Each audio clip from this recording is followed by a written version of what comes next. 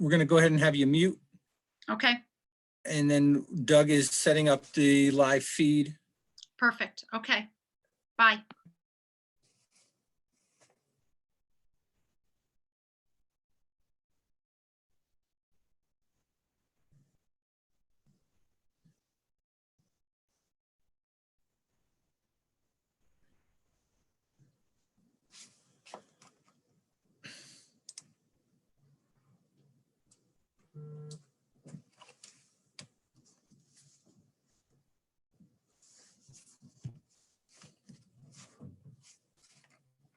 You should definitely keep your cameras off because the live stream will show little boxes of you, even though we have the sign up. So just keep the cameras off until we're ready to go.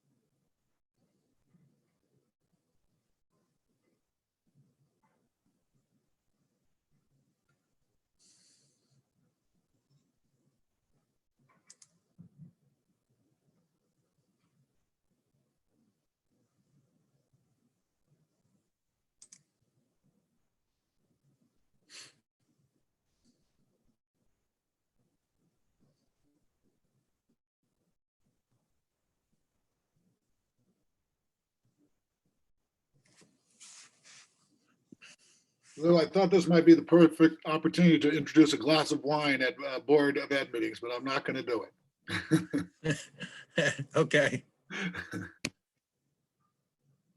Hey, do we think, when do we think we're going to be going till 9 or so? Probably. Right now, I would stay muted because with the live feed, our conversations are going to be out there. Yep. Got it.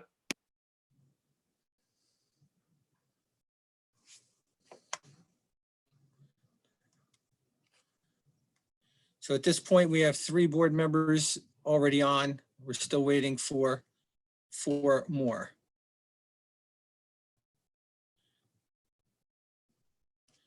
We still have about 8 minutes, so everybody just hang in there.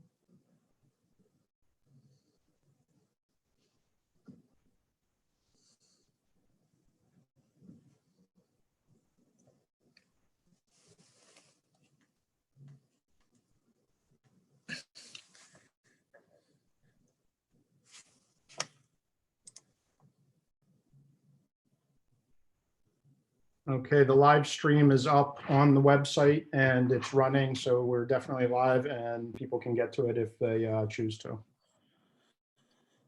Yeah, I'm watching it. Now, the people that are in the waiting room, they hear us talking to them as well? Yes. Okay, so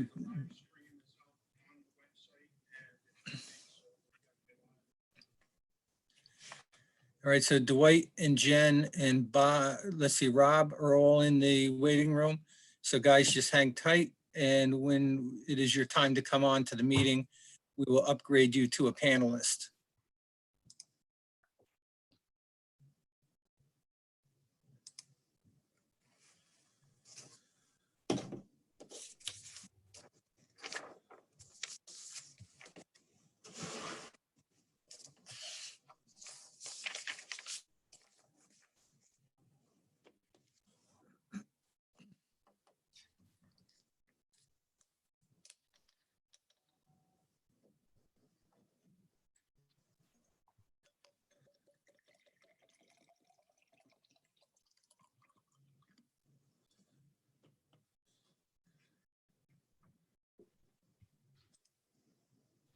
Lou, should Kathy be brought Yeah, in? I just promoted her. Okay.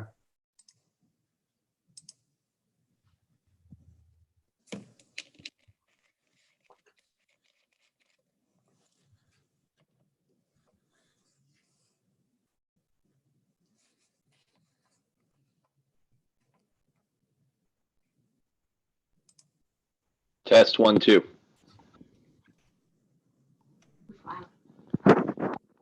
You're good. Say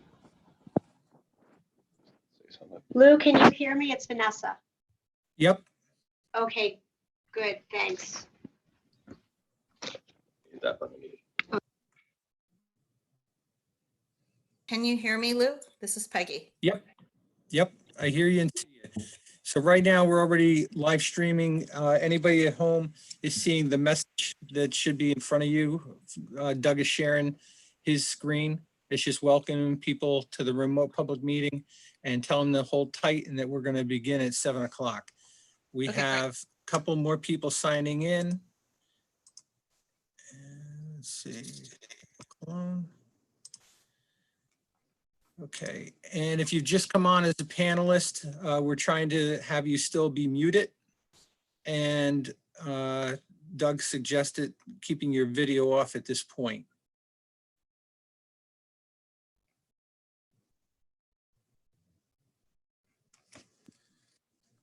Is that a comment on my outfit? I haven't even seen you yet. I'll just stick with no comment.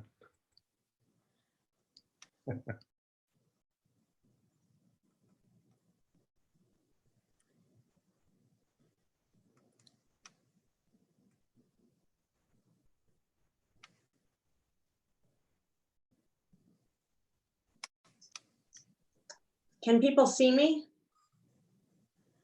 Yep. Okay, I'll turn it off now. I just wanted to make sure.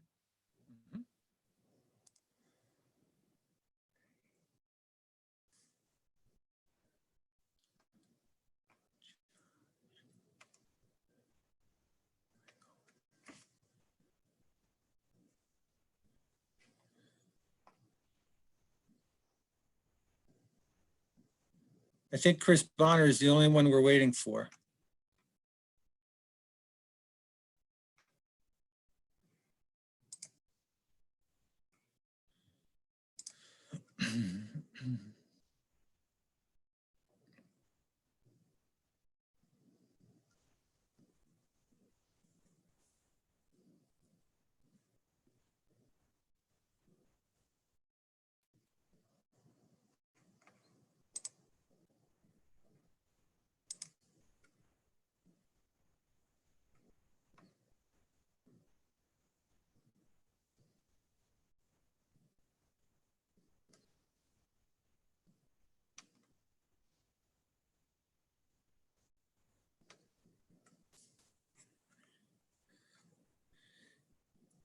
Doug, it looks like I'm waiting for Chris Bonner, and looks like Vanessa went off. Yeah, I saw that too. I'm watching for them. I can leave the sign up. You want me to take the sign down right at 7, or do you want to tell me when? Leave the sign up until we're ready. Okay.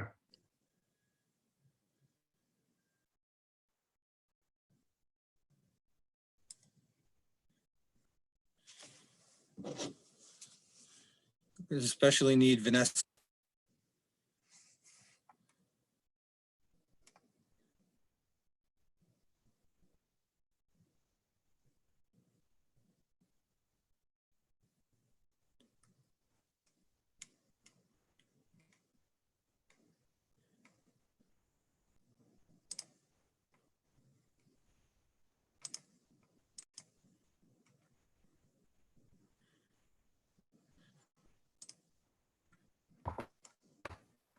I think looking for Vanessa to come back.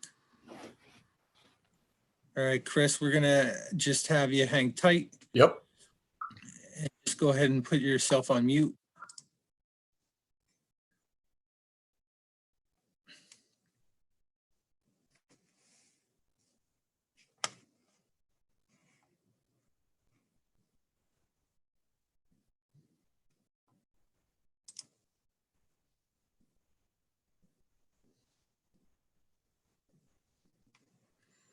And I have 3 of the cabinet members in the waiting room with Dwight.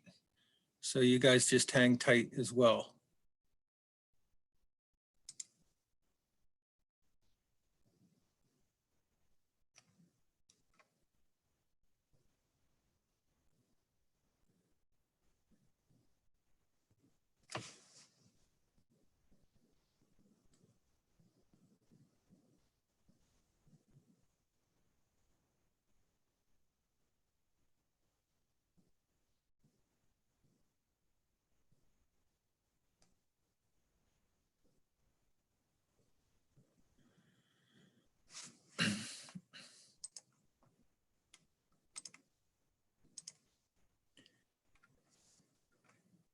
Okay, Vanessa's back. So Doug, I think we have everybody.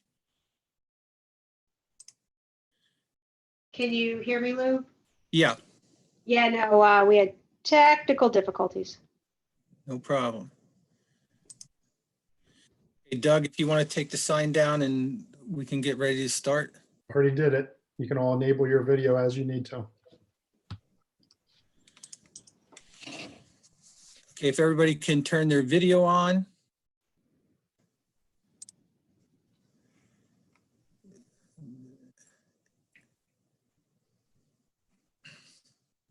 Okay, I think Josh, you're the only one we're looking for.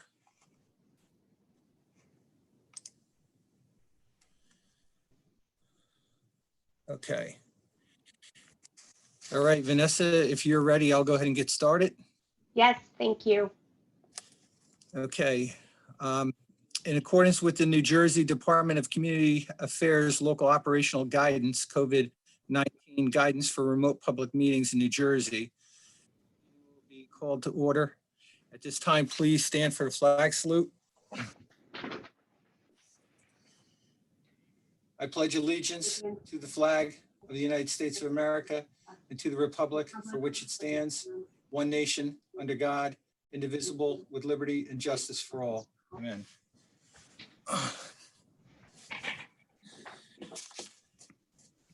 Okay, in accordance with the requirements of the Open Public Meeting Act, I wish to announce that the New Jersey Open Public Meeting Law was enacted to ensure the right of the public to have advance notice of and to attend the meeting of bodies at which any business affecting their interest is discussed or acted upon.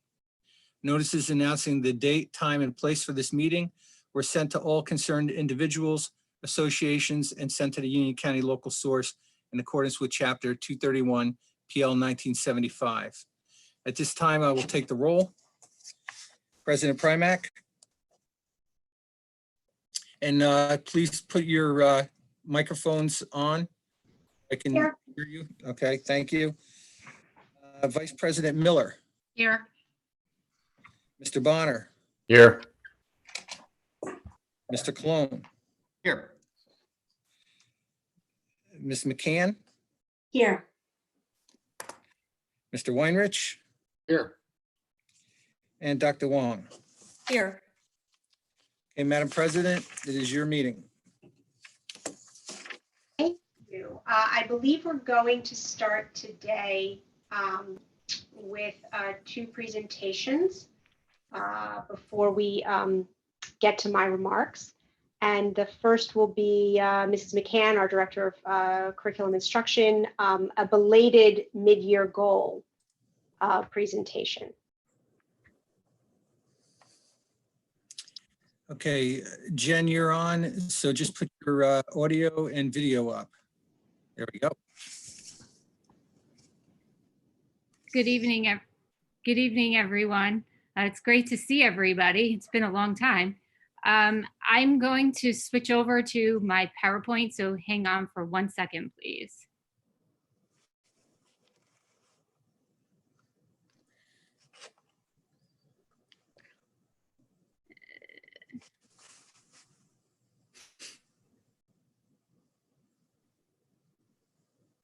Okay, can everybody see it? Yep. Everybody, we're good to go. All right. So as President Primack had mentioned, I'm going to give you a brief update on our district goals. And typically this presentation would be given in February, but we were hoping to hold off and present in March when I returned from maternity leave. But given the circumstances, we have postponed the presentation until tonight. So our first goal that was approved and decided on back in September was with regard to using IXL to measure student success with math and language arts. And our goal for the end of the school year is for all of the students to have mastered their particular targeted skills as indicated in their individualized learning plan. So with that, as we were measuring it and looking at it through the course of the school year, it was a bit cumbersome to download all of the students within every grade level to provide the update. But to give you a snapshot as to where we are and what the students have been doing, we did it by grade level to show you the number of skills that the students have been proficient in and the number of skills that the students have mastered according to IXL. So within proficiency, it's an 80% or higher. A mastered skill is 100%. So our students are doing very, very well in terms of utilizing the program in both ELA and math to work on their individualized plans. When we give our final update at the end of the school year, whether that be in June or July, we will break it down by student and give you the percentage of students who fell into each category. And these are the number of skills mastered for mathematics at the moment as well, or as of February when we ran the data. Our second district goal was designed around designing or creating a plan for interdisciplinary themes and units to provide opportunities for experiential learning.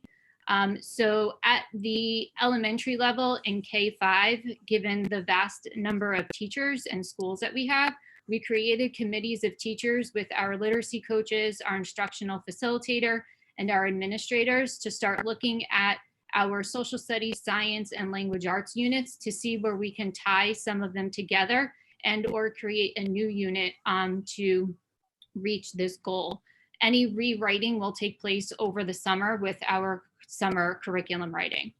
At the secondary level in grades 6 through 12, given they're departmentalized, the school administration decided to use their faculty meetings in order to accomplish their meeting plans.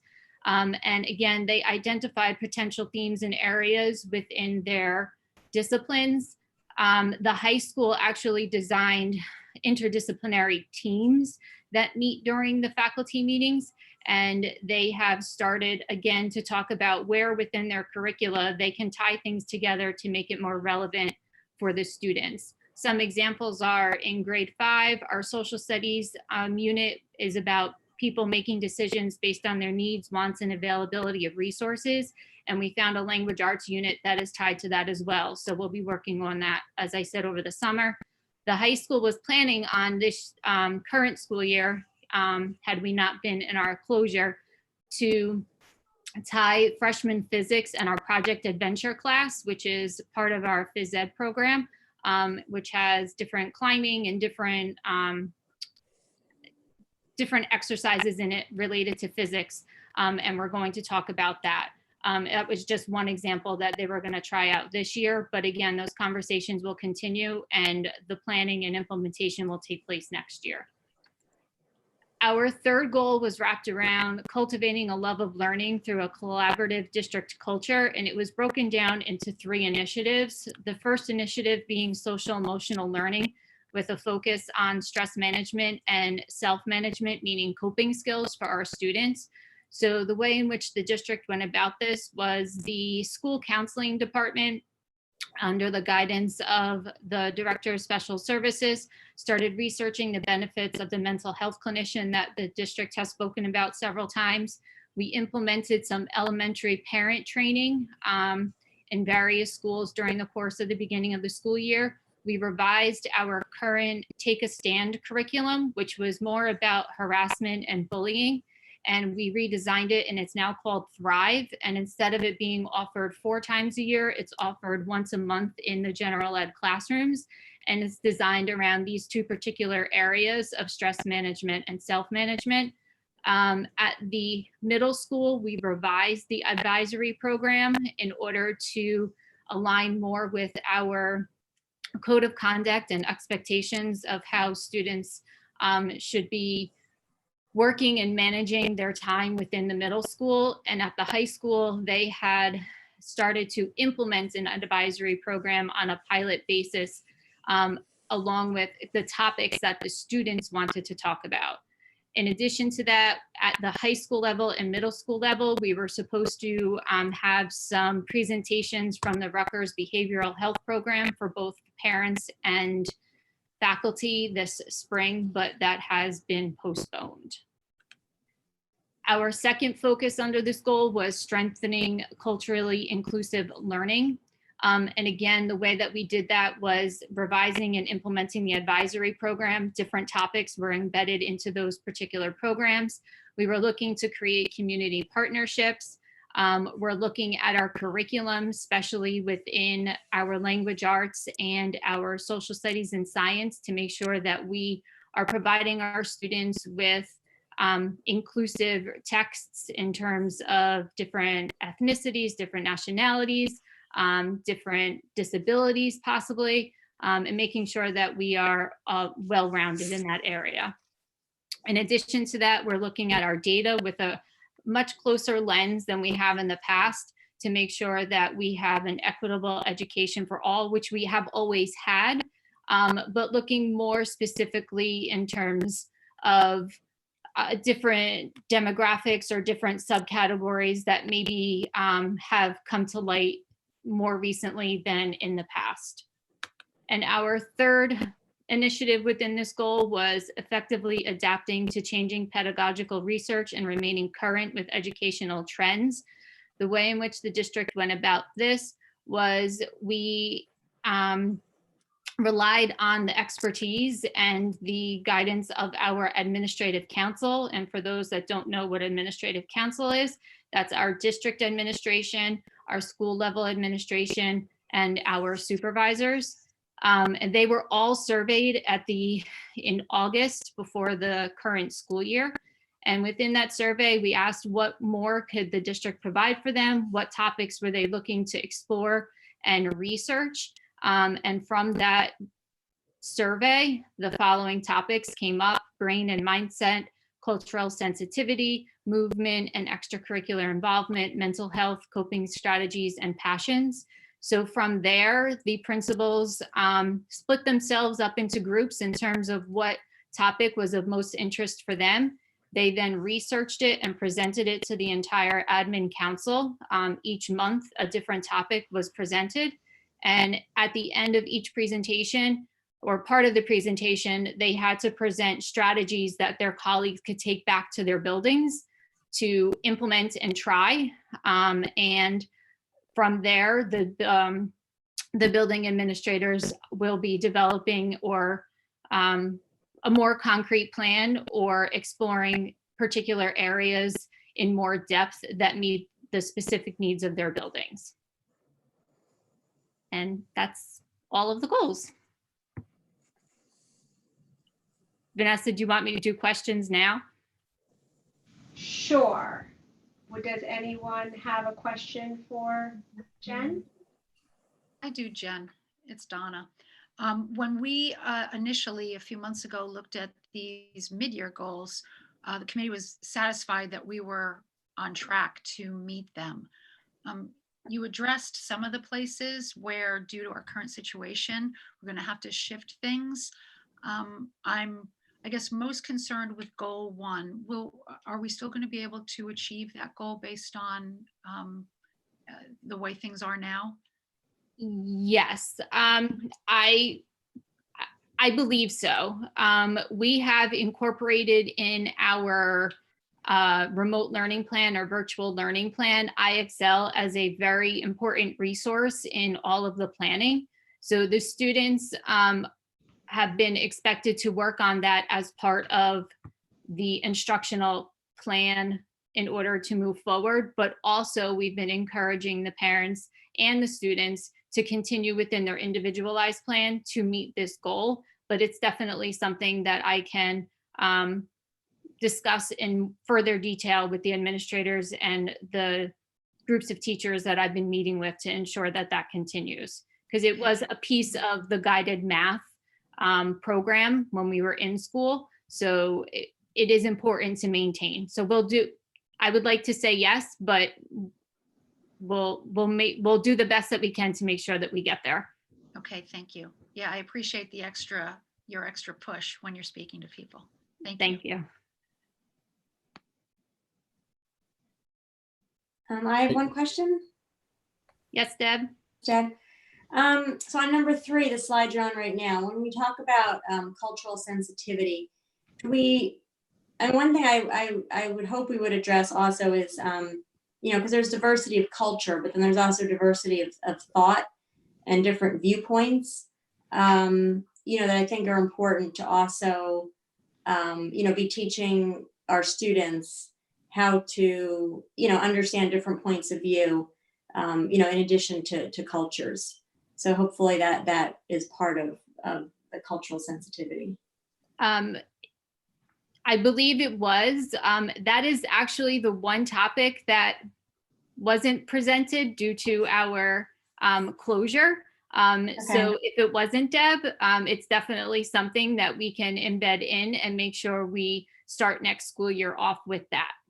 Okay, great. Thank you. Yep. I could tell you that having worked with both of the people who were a part of that specific group that they were looking at, it was diversity across the board.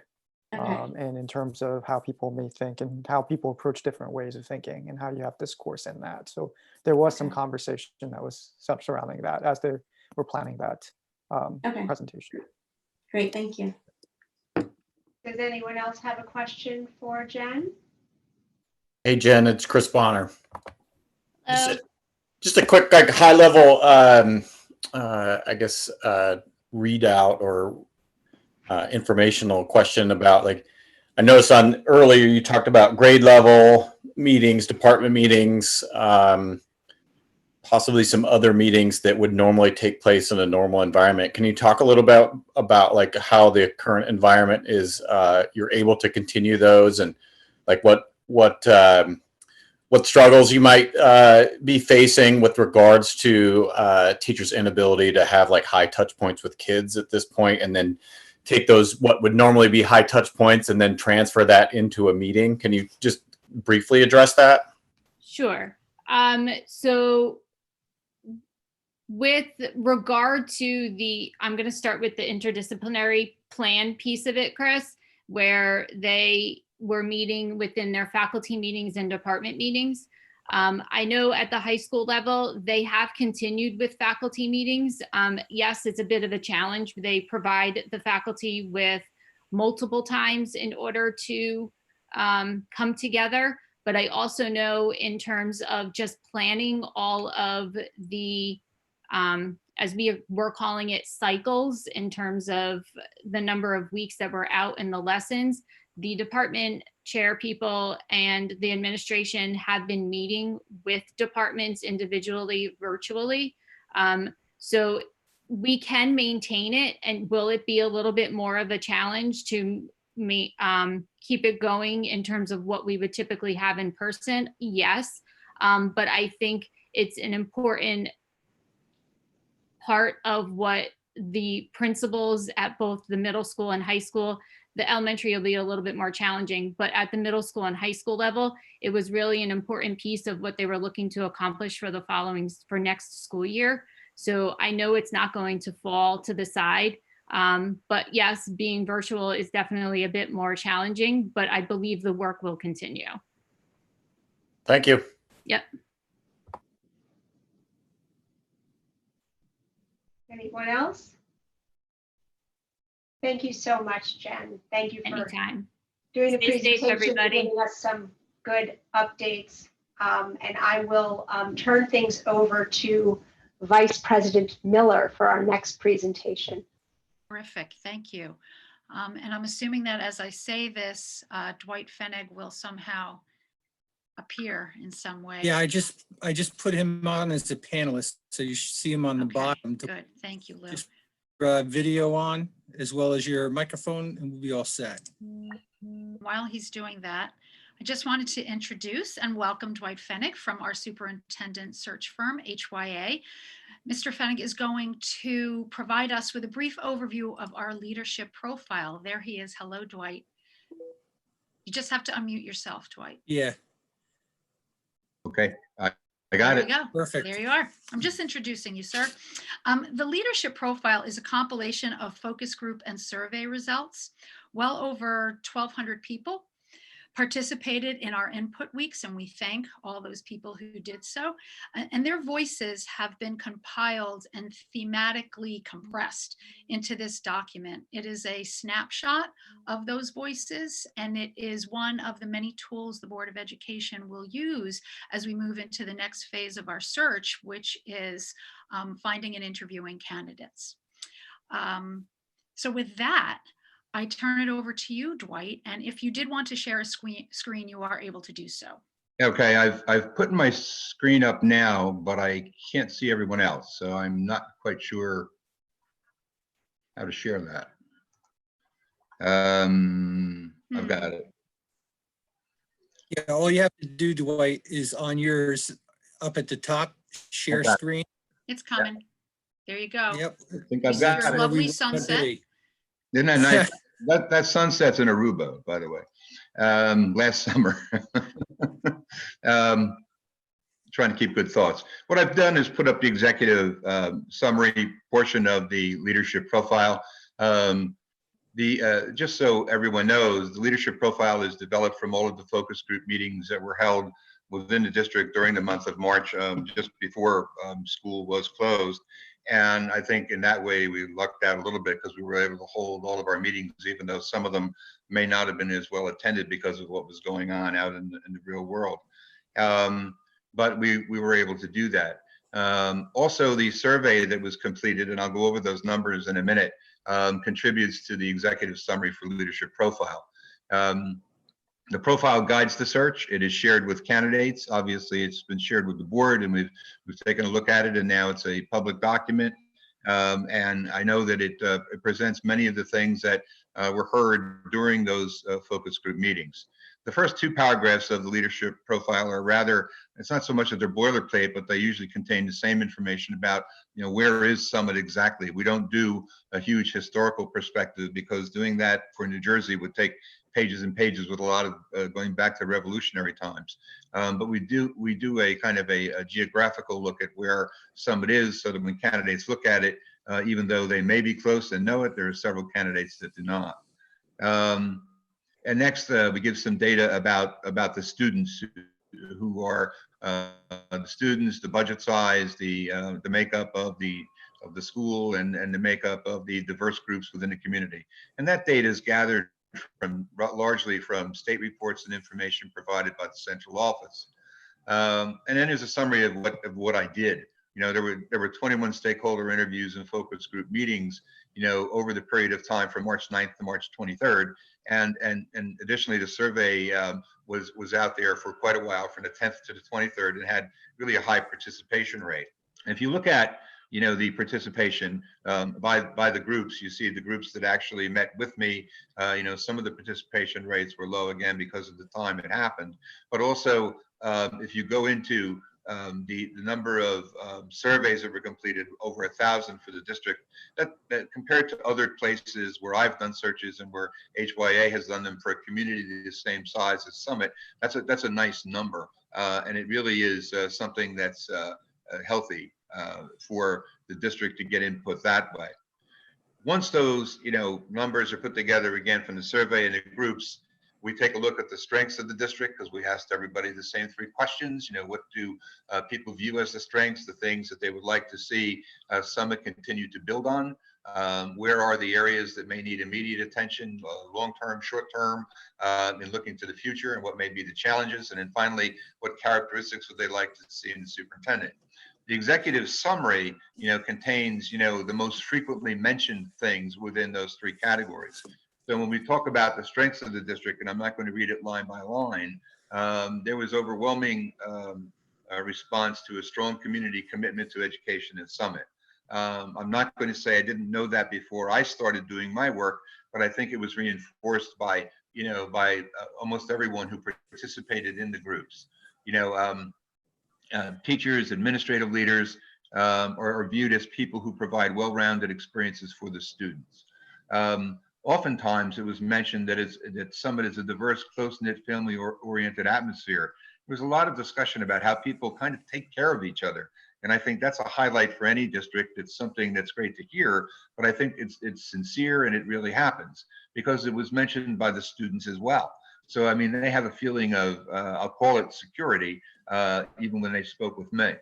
Another strength of the district, obviously, is the curriculum that Summit has offered its students over a long period of time.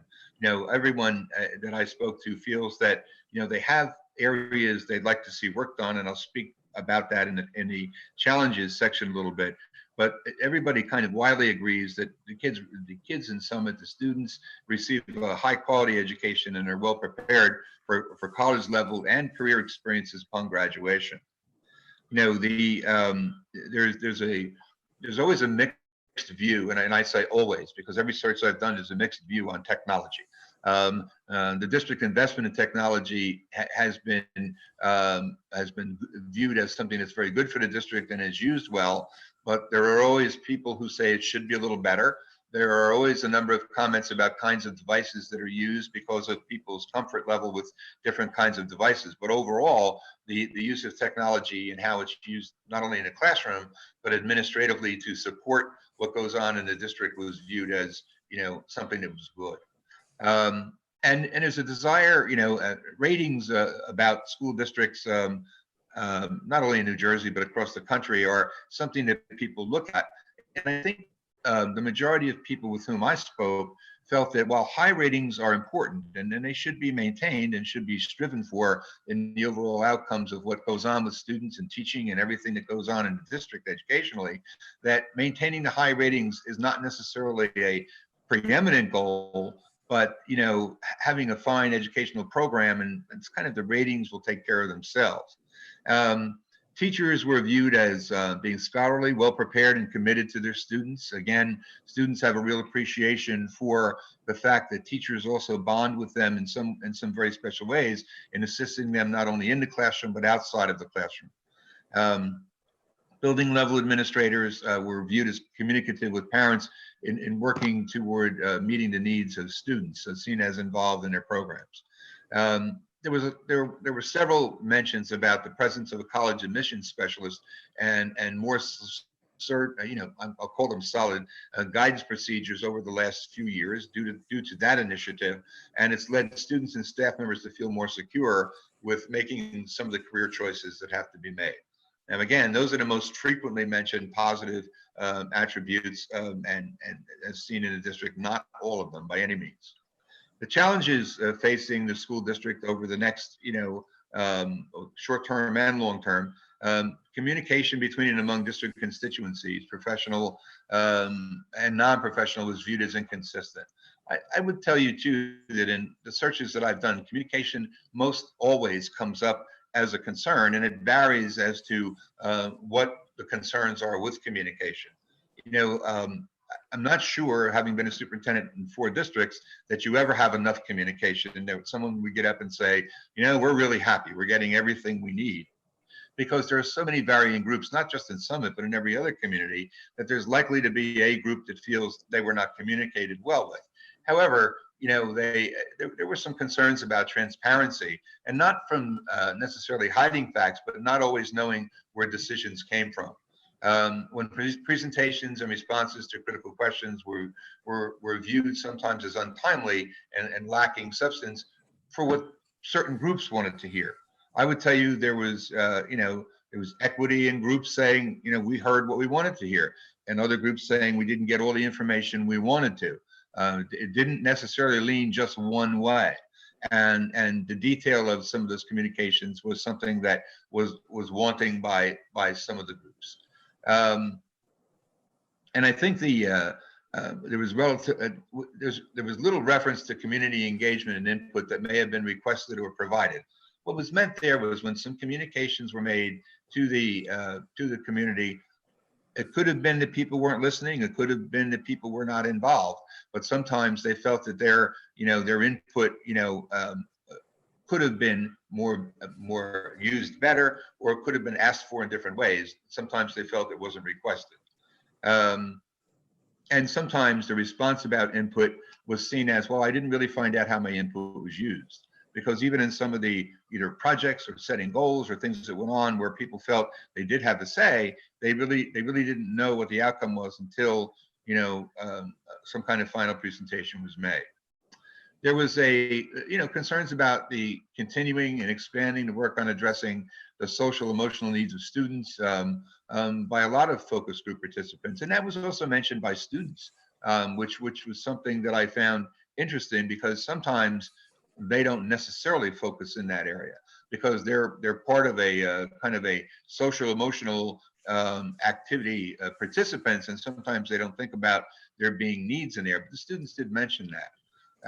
And I think that's something that probably even in the last several weeks, we've all said that, we're really going to have to pay attention to that, even if we had been doing an excellent job before, because the world has changed for everyone, students and adults alike, and community members. And I did note that though not a scientific study, data gathered through the survey rebuked the concern a bit by citing agreement among administrators, teachers, students, and parents that the social emotional needs of students were being met.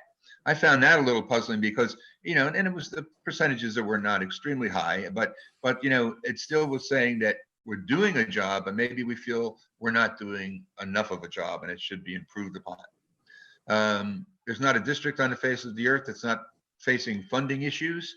There are a lot of passionate comments about funding, about dealing with the increasing needs of students who may be in areas that are considered specialized students, and then how do you balance that in terms of equity and making sure that funding is being taken care of across the board. There's been a great deal of concern of funding since 2008, and Lou, I think that's the right year, Lou. It's either 2007 or 2008 when there were significant cuts to the budgets across the state. 2010. And 2010, okay, and that some programs were lost, and as districts try to get them back, there's a fear that they may either lose them again or that something is given up in order to bring back a certain program. However, Summit is also a community that largely and roundly supports its school district through alternative funding resources. You can start with the foundation and then go down by some other partnerships and groups that really help the students get a lot of things that they may not be able to get in other districts. And there was a feeling that sometimes budgeting is not clear. I even as a superintendent, I would admit to that sometimes. And I think that there's a feeling that we really want to see the budget presented clearly. I've read through your budget presentations, even the most recent one, and the message is pretty clear. And so I think if people wanted more detail, I'm sure it would be provided for them. And finally, the last section talked about the desired characteristics of the new superintendent. Obviously, the focus goes back to communication, someone who has excellent communication skills, but kind of fosters openness, honesty, and quickly will have to build sound relationships. Being adaptable and developing a presence that's genuine, timely, and visibly nurturing inclusivity and decision making. I would sense that superintendents always have the challenge of making sure they include everyone that's absolutely necessary when making decisions, but on occasion some decisions may have to be made where there's not time to do that. So you could be timely, which some people would like to see more of, and maybe not hit every group, but I think they feel that it has to be someone who considers all of those things and kind of nurtures the inclusivity. And one of the biggest points on a communication is that messaging should be consistent and not delivered in a manner that's kind of perceived as arm's length. And I have to always reiterate, these are perceptions of people who have been giving information. Some of them may be based in reality situations. Some may be just a feeling they have about a situation. Almost all groups said that the new superintendent's past professional positions should include administrative and teaching experience, spanning multiple grade levels.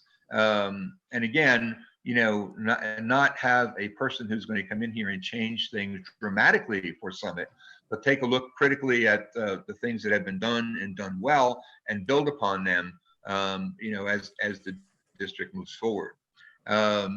The new superintendent also was viewed as someone who should be an excellent educational evaluator with the ability to recruit, employ, and retain effective personnel. And some of that may be salary driven, some of that may be career driven by where people are in their particular careers and their attempts to move forward. But there was an overall view that some people who were newer faculty members were leaving more quickly than they had in the past, and that was something that would have to be take a look at that and see if something could be done to retain staff and make sure the talents are matching up with some of the excellent people that may be retiring. And then finally, that the new superintendent should have demonstrated experience with technology that's inclusive of all the district operations. And again, I think even what we're doing tonight is a good example of how people have become adaptable very quickly, and you have things in place that permit this. Not all districts have been able to do that and do it successfully. So that kind of concludes the executive summary portion of the report. At the very end, that section was followed by all the raw data that I gathered for the board. But at the very end of the report is the superintendent of schools' desired characteristics, which is kind of a summation of all the information that was gathered. And again, in guiding the search, these are the kinds of things that I will be looking for in candidates, and the board will be looking for in candidates. And even though I would tell you that, there's not one person that can match up with all of these things, there's certainly people who have these qualities and can, be excellent, be an excellent leader for Summit. Someone who can thoughtfully, and I'm not going to read again the details in every section, but who can thoughtfully evaluate policies, practices, and programs, working knowledge of educational research and practices that support existing opportunities. And, some of these are things that are in place for Summit, but now with a new leader, they want to make sure, the board wants to make sure, I want to make sure that there's evidence that someone coming in can take that ball and run with it, whatever the next step is. Experience in strategic and long-term planning, a little bit of out-of-the-box thinking, and I would tell you, there are a number of boards that say that, and then when somebody comes out of the box, every once in a while, they may not totally agree. But I think the very fact that, the board is open to listening to that kind of thought is very advantageous for the school district. Integrating social and emotional wellness, we talked about that a little bit. Integrating technology, knowing what's going on and how we're going to move forward. I think some of that forward movement might be done more quickly now. I'm not exactly sure how many things were in place to assist with all the instruction that's going on. Again, Summit was in a great position to do that, but there's also going to be a lot of information coming out, probably studies as well, over the next year on how to work with technology more effectively. And finally, and this ends up being one of the biggest concerns, not only of moving forward, but and as a characteristic, but communication skills that are polished, varied, and employed with a sense of humility and accessibility. There should be better or more ways to creatively communicate in order to reduce perceived communication gaps. And again, depending on who is speaking to whom and when, there may not be a gap, but people may feel there's a gap because they weren't gotten to as quickly as others. Professional experience that includes administrative and teaching assignments that spans a significant number of grade levels. And again, I look at that and I say, well, sometimes it would be rare to find someone who's taught every grade level. That would be rare. You might find somebody with a secondary, elementary background, maybe has done different grade level positions or completed positions as an administrator. And then, strength in recruiting and retaining a staff. How do you go about doing that, or empower your staff to do that? And then finally, success in long-term and short-term budget planning, and understand what the budget's all about. So that concludes that piece of the report. I don't know if you'd like me to, I'll take any questions on that piece right now, and then I'll talk about the survey a little bit.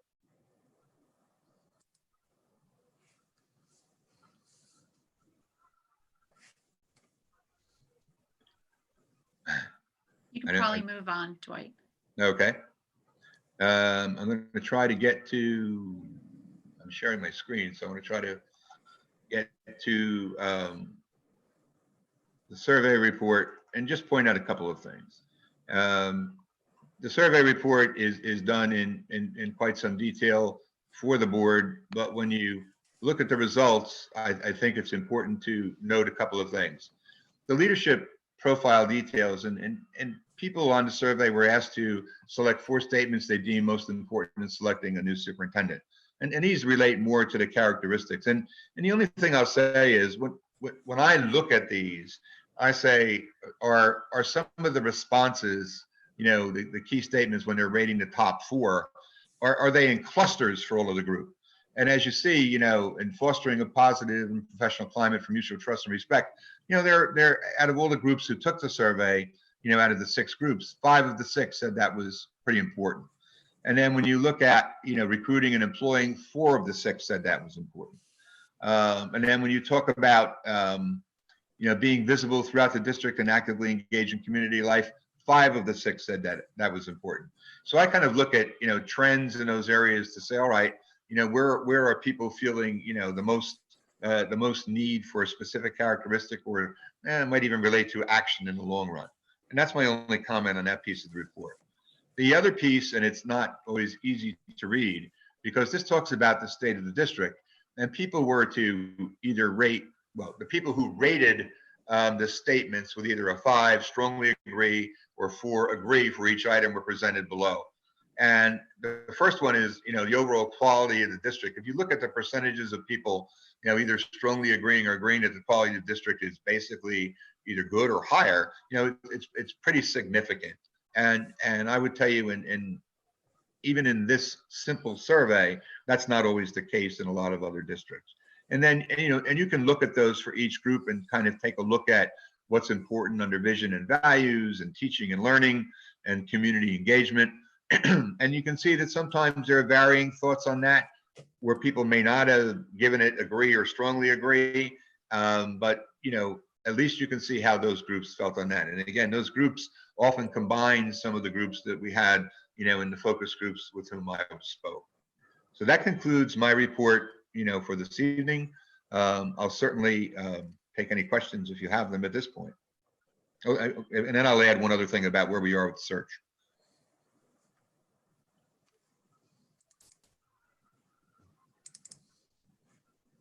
No questions? We've all looked at this a lot, Dwight. Okay. All right. So, right now, there are, I sent you a note a couple of days ago, but right now we have 52 applications either begun or completed for the position of superintendent of schools. And I am in the process of, I've already scheduled, I believe, 22 screening interviews next week for candidates who pretty much have completed their applications and have varying experiences. People are always concerned about how many are from out of state. There are a few candidates from out of state, not an overwhelming amount, but and there are a few candidates who have superintendent and central office experience. I try to, again, match up those qualities with the qualities that have been, found in the leadership profile. And again, I think I come back on May 4th with you to present a slate of candidates to you, probably about 6 to 8, probably about 8 candidates for your consideration at that point, with some discussion about other candidates. So that's where we are now. I will give you an update on candidate applications again at the beginning of next week, and to see if it changes significantly, and as I begin to gather information about more of them.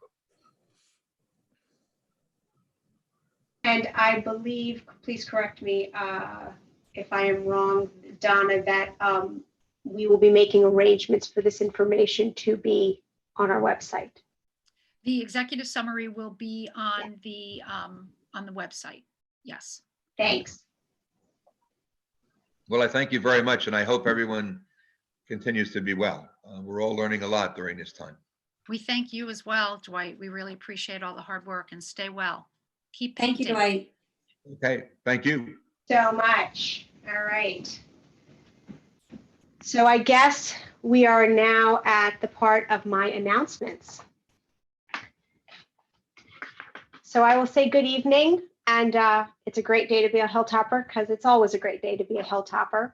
And I'd like to welcome everyone tonight as we gather remotely to conduct the business of the Board of Education. Before I speak on governance, and I would like to just take a moment to acknowledge the passing of Donald Geddes, a beloved former principal of Summit High School. Mr. Geddes left a large footprint in the educational lives of so many students in Summit and their families. And indeed, his impact on the entire community is well known and profound. And since I did not have the privilege to know Mr. Geddes personally, I reached out to another impactful educational leader to share his thoughts. So Emil George and I spoke, and Mr. George worked under Mr. Geddes for 18 years, and he shares the following reflections. Don was not only the principal, he was a mentor and friend, and I cherish those years.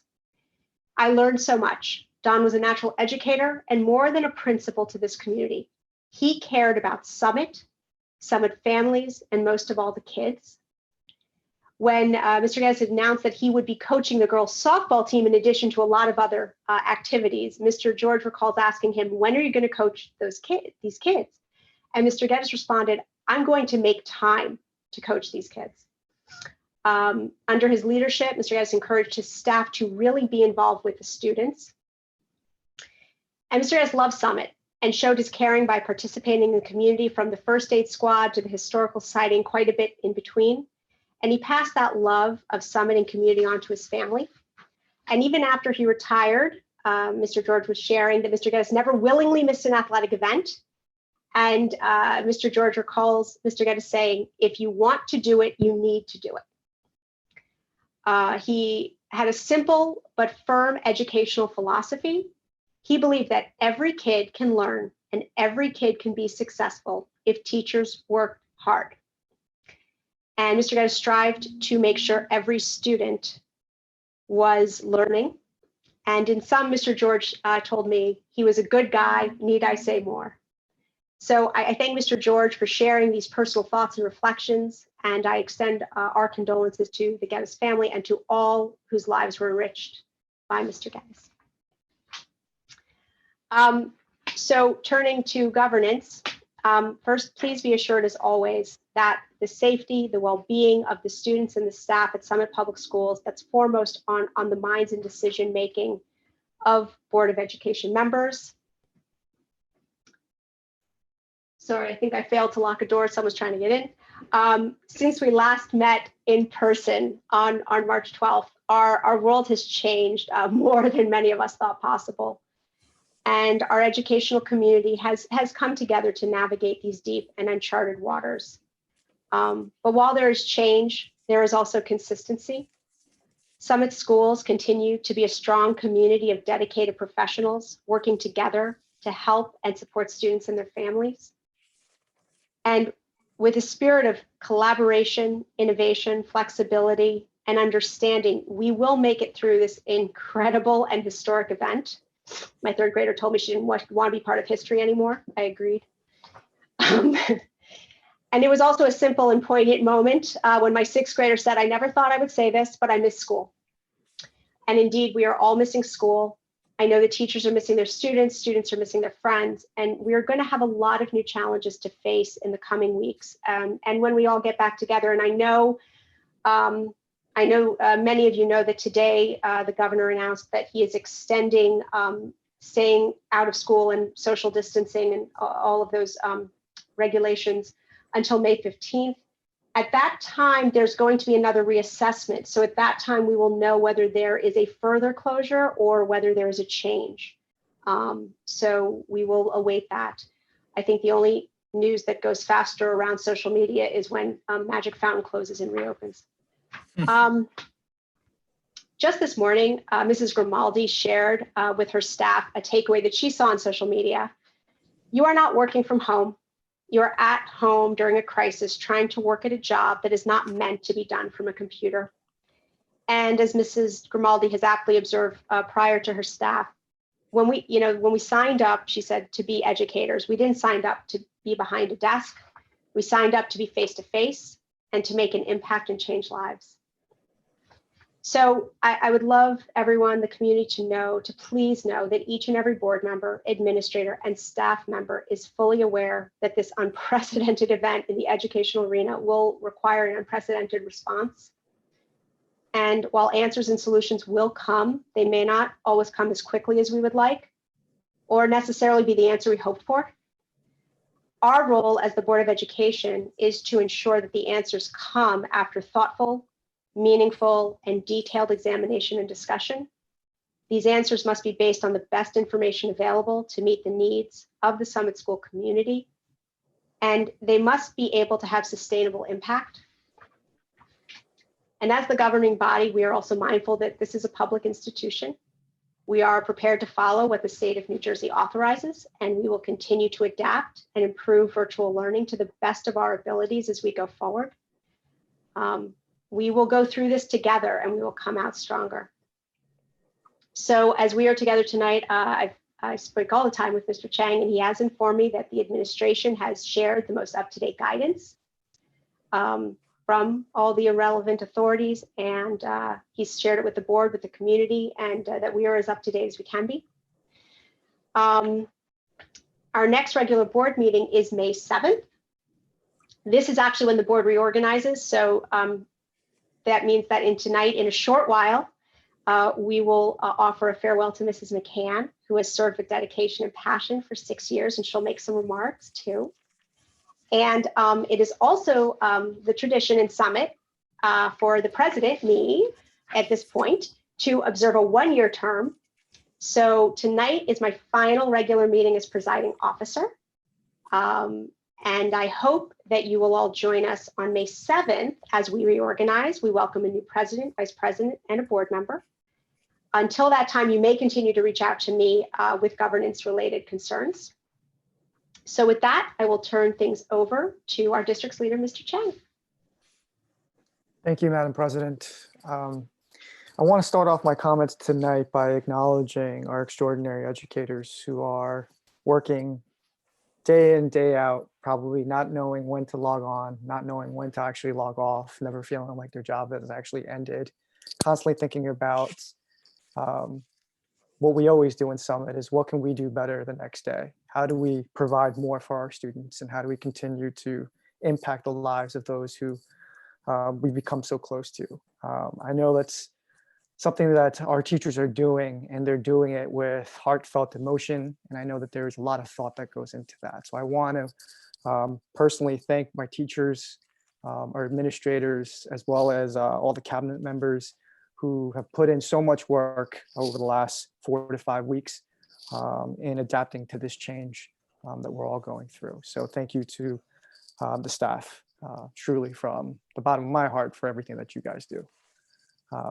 As the president alluded to, Governor Murphy did announce today earlier that the statewide closure will be extended through at least Friday, May 15th, and we'll continue to be going through our online and distance learning, and we'll stay on course. While this may not be, ideal in the sense of physically being in a school, our students and staff are committed to excelling in the academic arts, even in athletics and service. I know that our coaches are also in touch with our students and working with them.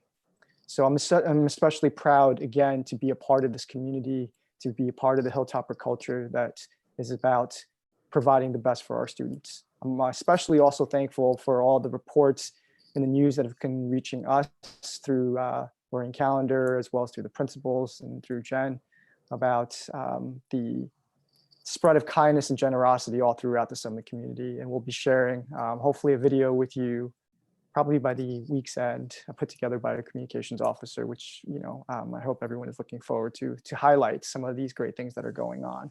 I'll speak to some of them today.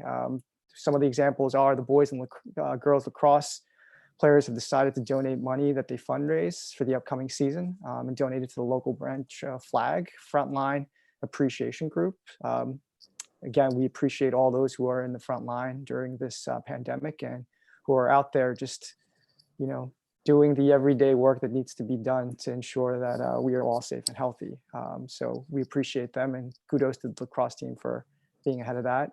Also, a couple of our librarians, particularly at the middle school, have hand sewn dozens of masks at home and have donated them to the local healthcare professionals, which is, again, amazing. I know that there's tremendous need out there. The fact that we are all willing and caring enough to want to assist and showing that effort has been extraordinary to watch. We also had a teacher, Mr. Brooks, currently New Jersey, the state of New Jersey, the Department of Ed, has decided to put together some videos, some lessons that can be posted online through NJTV.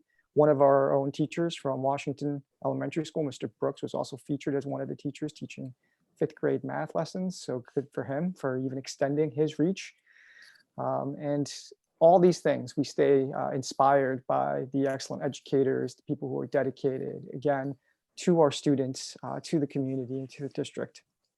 So today, all my comments are majorly about the good work that's being done, the commitment that these educators have, and they truly embody what the soul of an educator is, and it's about giving and giving as much as they can. And that's what we'll continue to do moving forward through this pandemic. I know May 15th, we'll get some more news, but until then, we're going to continue to work hard. We're going to continue to provide what we can and do the best that we can. Additionally, I also wanted to just assure the community that I am in constant contact. At least 4 out of 5 days, I'm on the phone with neighboring superintendents. I'm on the phone with county level educators. I'm on the phone with people that are giving me updates from the state. We're constantly having conversations, making sure that our concerns are also heard, and those dialogues are continuing to happen. And as I get more information, I will continue to provide that to the community as well. Lastly, if I may, Madam President, I know other people will be saying this about board member Deb McCann. I personally want to say thank you for the 5+ years that you served on the board while I've been here. You were also, you're the remaining member of the board that was on my hiring committee. And I appreciate everything that you've done for this community. I know that this goes for all board members as well. The endless hours that you've put in and the commitment that you've always had to providing a well-rounded, excellent education for this community. So I commend you for your volunteerism, and I am grateful for the time and effort that you've put in to making us better and to bringing us to where we are today. So best of luck. Thank you. Thanks. And back to you, Madam President. Just couldn't wait for the set aside window of time, but thank you. Okay. So with that, we will move on to item 6, A and B. I will need a motion to approve. And Madam So President, just so the board is aware, as well as the public, we do have an addendum, and it does impact item B. So we are adding the date of February 27th, 2020-144. That will also be under approval to review the following report of HIB. Thank you for that clarification. So item 6 with the addendum. Do I have a motion? So moved. Second. Okay, so I had Vice President Miller moving it, Mr. Weinrich seconded it on the roll. Vice President Miller? And you guys have to turn your mics back on to record the roll call. So Vice President Miller, Yes. Mr. Weinrich, Yes. Mr. Bonner, Yes. Mr. Cologne, Yes. Ms. McCann, Yes. Dr. Wong, And President Primack. Yes. Motion carries. Thank you. So we are going to move on to committee reports. We'll start with the Education Committee. Ms. Miller. Thank you, Madam President. Last time I get to say that to you, Vanessa. I'll just say you all can say a lot because it's the last time. So on March 30th, for 1.5 hours, the Education Committee met. Superintendent Chang, Jennifer McCann, Tanya Lopez, Michael Clone, and Peggy Wong were all present. We had two discussions. The first was on the virtual learning plan. And before I even give the readout, I will say, our buildings as a school district are closed, but school is very much open. And I think that we, maybe could start talking that way a little bit more. School is not closed. School is very much open. We have a beautiful virtual learning plan that Jennifer McCann outlined for us. This was for the post-spring break plan, which is currently underway. And of note is the ongoing uptick in teaching of new material and in the opportunities for more virtual and Google type meetings between teachers and students. We think that the plan is progressing nicely. We appreciate that it is not perfect, but that's not the story for us. The story is we have a virtual learning plan. Our administrators, our teachers, and our students are constantly learning from it, and improvements are made based on that awareness. And we're satisfied that if anybody can do it, Summit can do it. So, I trust us and I trust our ongoing plans. And the committee supports all of that. We then moved on to pre-K tuition. Jennifer McCann described a small number of outstanding tuition payments for the pre-kindergarten program and questioned what, if anything, should be done about those payments during this time of virtual learning. Our committee rightfully determined that any alteration of tuition falls under operations and Mr. Bonner's committee. However, we as an education committee have oversight over the educational aspects of the pre-K program. We reviewed those and agree that while virtual learning is not ideal, the pre-K program has been providing learning packets throughout this time, and that learning is taking place. And God bless you. And we deferred the remainder of the tuition question to the operations committee. That was it. Our next meeting is to be determined by our new chair. And I open it up for other information that I may have forgotten or any other questions.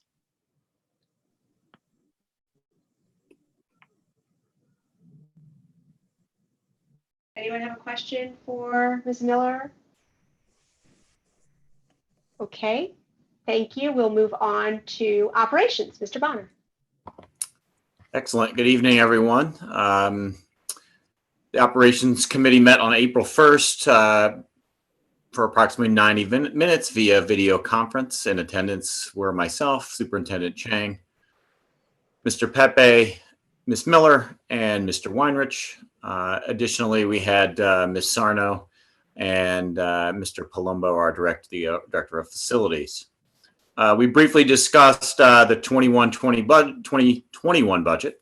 And as everyone, at least the folks who have a face on this call, knows that the budget was approved by the Board of School Estimates on 4/2/2020 via an online meeting. And for the public, you can still go on to our website and see our budget presentations and see all the archive meetings.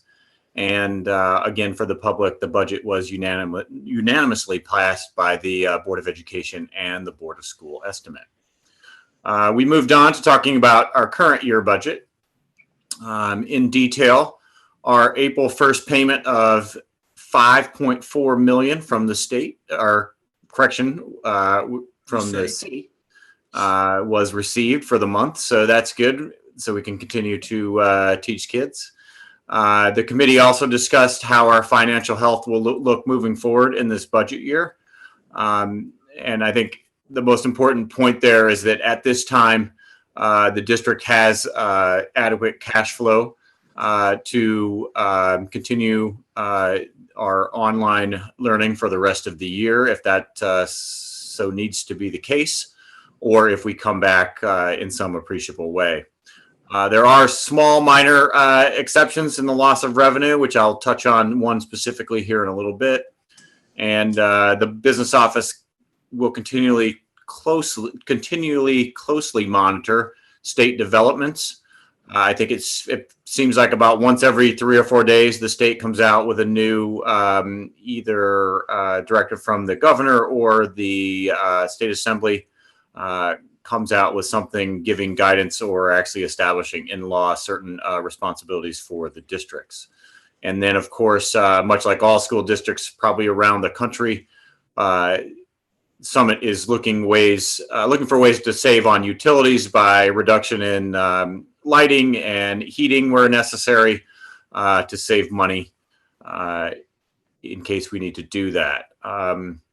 We looked at health benefits, and as of 2/28, health benefits are running positively at about $800,000 in our favor.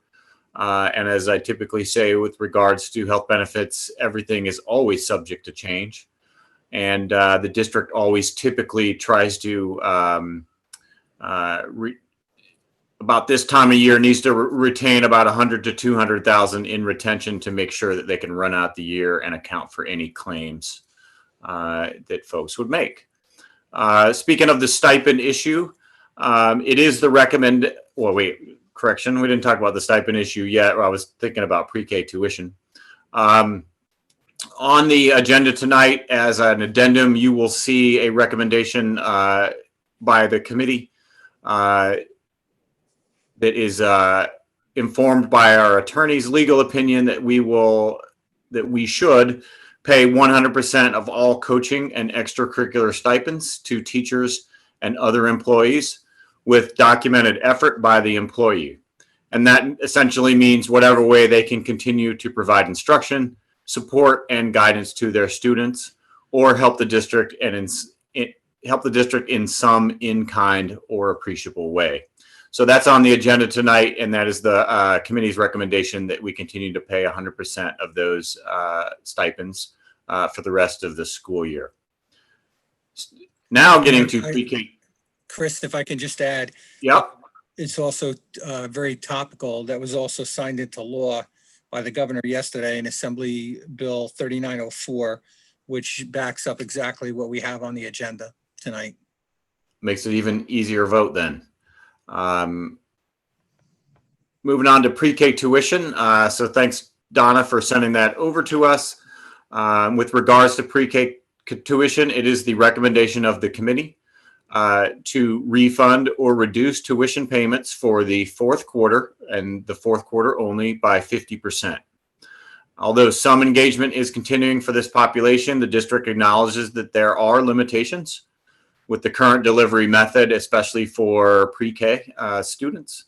And we do as a board, as a committee, and as a district want to be fair to families in this regard. Again, paper copies of student work continue to go home, and Ms. Babbis continues to monitor that situation to continue to think about and find ways to support this population through the rest of the school year. So that is on the agenda tonight as well. We talked about COVID-19 and what essential operations means to the district.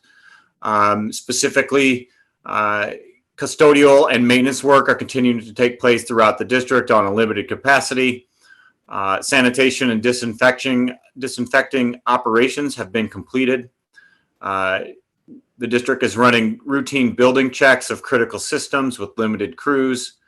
The staff has taken advantage of some online training opportunities through Safe School modules, which is great. So they continue to educate and professionally develop themselves even in this downtime. And then, of course, we have crews on standby for special needs, projects, repairs, and any emergencies. The business office continues to conduct remote access for critical operations during the shutdown via remote and work from home capabilities. Payroll is still being processed, and anything that is sensitive and needs to have a certain level of security is being accessed through virtual private networks. And agendas and work for the board are obviously still going out, as witnessed by our last few weeks ago BOE and BOSE meetings, and of course our meeting today. Just a quick thank you to Doug and his team. I don't think any tech department in any school thought that they would be in this situation in an entire lifetime. And so the tech directors and the tech teams are literally the lifebloods of all schools right now. So quick shout out to Doug and his team for keeping the district moving in this exceptional time. Fourth on my list, talked a little bit about the food service distribution at our schools, which started on March 23rd. And just for the public's knowledge, that will continue throughout the school year and will also end up rolling into summer via the National School Lunch Program and the school breakfast program. The school is, at last count, was providing approximately 200 meals per day at the high school and the Jefferson campus. Financially, the state and federal reimbursement programs are still in place, so the district is still getting reimbursed and plans to get reimbursed for free and reduced lunches. And then the program recently was expanded to all resident children in Summit under the age of 18. And I think we can go on the website again if parents want more details about that. But generally, we will be at both those locations, I believe, from 8 to 10 every school day, and then on into the summer, feeding students who need breakfast and lunch. Lou, I did have a question. You had mentioned that the Pomptonian renewal was up and possibly on the agenda. I don't see it as an addendum. Is there one that we're missing? I will double check because I believe it is on there. I do want to just give one quick clarification. Although it's called the summer seamless option, we do not have food service over the summer. We typically do not qualify for the summer feeding program. However, due to the COVID closure of this district, we were able to make applications so that we could expand our food service operation. So at this point, the program as it's currently running will continue as long as schools are closed. If schools reopen, then we go back to regular food service. Once we get to the completion date of the year, then that will end. And that's what happens each year. So I just want to make sure that that's clear. So what, and I also want to be clear too. So the seamless summer option we applied for, but it has not been approved yet. Is that the case? No, we were approved to offer food service via that vehicle. Okay, so typically that is something is open to districts that have a higher number of free and reduced student population. I believe it has to be 50% or larger. We do not qualify. Okay. Due to the COVID closure, we were able to seek a waiver and make application, which we did do, and we were successful in getting that program for the residents of Summit. And it is being reimbursed both at the federal level, and whatever's not reimbursed at the federal level, the state has stepped up and said they're going to reimburse us. So we'll make out fine. The food service management fee and guaranteed language is on the addendum. It's item F. So I have that and I have it with me. And if you don't have it, I'll just read the resolution so we can get that approved, because that's one of those things where timing is of the essence. We need to get this in early May to the state. Okay, so thanks for that clarification, Lou. And you know, I know that I can speak for the committee that we would unanimously approve the renewal for Pomptonian. I talked about them a little bit in our last meeting, and I want to publicly thank them again for all the work that they're doing to feed the students of Summit every school morning. I did want to mention a couple quick highlights from this year. I was reading in their presentation that the food service participation is up. This year, the stats go up by 12% in the high school, up by 5.5% in the middle school, and also up by 17.5% in our elementary school. So that is great that more students are participating in that program. And then also this year, Pomptonian went to 100% styrofoam free. And is using only paper and fiberboard products in our cafeteria. So kudos to them, and we look forward to getting approval on that renewal. So recommendations from the committee: we approved the stipends continuing to go out, and then also the reduction in fourth quarter tuition for pre-K families. Our next meeting will be April 29th, 2020. So thanks for your patience there. I usually try to be a lot quicker, but we had a lot to get to. So thank you. Does anyone have any questions? Okay, great. President, Then we move on. before we move on, I just want to make one quick comment. First of all, I want to thank Chris and Josh and Donna for your support on this committee, especially at a critical time like this. Without the operations committee, we wouldn't be able to move as quickly as we did to put all these programs into place. And I think it's also a good opportunity for me to personally thank Deb McCann for your service and how fast 6 years goes by. You know, you're an educational leader, a fiscal fighter, and a supportive and impactful board member.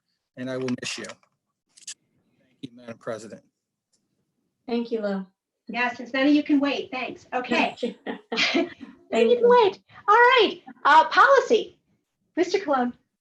Yes. Okay. Thank you, Madam President. We met on April 1st for 1 hour, 2:30 to 3:30, so afternoon. Attendees: June Chang, Rob Gardella, Kathleen Murphy, and board members myself, Chris Bonner, and Vanessa Primack. The meeting discussed five policies, all of which we are recommending that the board take a first reading on. All five we have made amendments to, driven by legal work that's been done at the state level. So the lawyers were quite busy earlier this year. And so we're taking action based on that. First policy 1581, domestic violence, formerly named victim of domestic or sexual violence leave. And so this policy was redrafted, significantly redrafted to comply with all New Jersey laws, regs, and statutes related to domestic violence and our responsibilities with respect to leave related to domestic violence. And one important point there, the sexual violence element of the policy remains in place. It was just removed from the title. So there was no loss of that element of the policy. Policy 2422, health and physical education, was amended to reflect statutes relating to new educational elements that have been integrated into New Jersey state programming, including financial literacy, and inclusive instructional materials, particularly related to disabled and LGBT persons. So that has been integrated and is already included within our curriculum. Policy 7243, supervision of construction. We have amended for background checks for construction contractors that will be in close proximity to our students, again, to comply with new state code. Policy 8220, which is the school day policy. Timely discussion here. The amendment is to include school session times with our annual approval of the calendar. And so that's a relatively modest amendment. I believe that we are currently doing that today in terms of approving the days, the times that schools start and end as a part of that calendar approval process. The fifth policy, 8462, reporting potentially missing or abused children. The addition to this policy relates to the posting of material in all of our schools related to this missing persons laws in the U.S. and reporting of missing persons. So those are the 5 policies that we have amended and are recommending for first reading in this meeting. Our next meeting as a committee will be at the end of this month, Wednesday, April 29th at 4:30 p.m.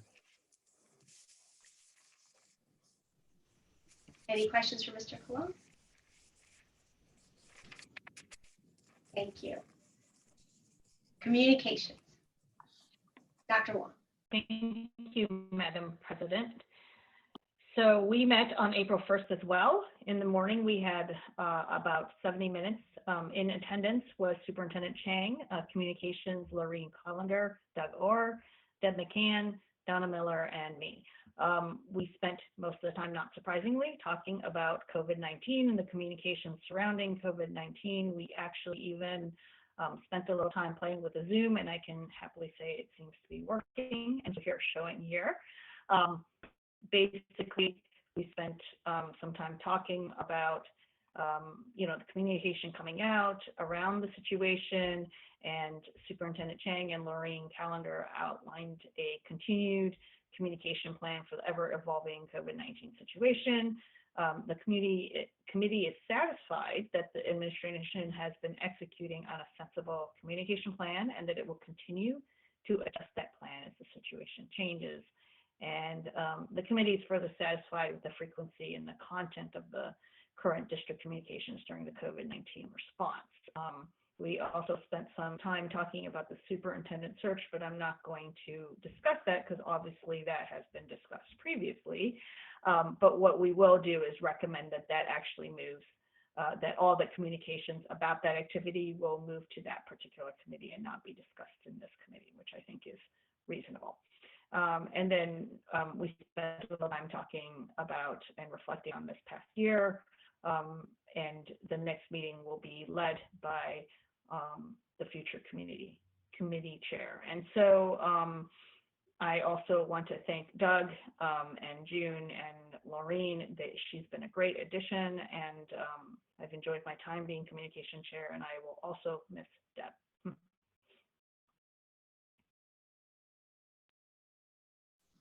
Any Thank questions? you. And I was just gonna, oh, go ahead, Donna.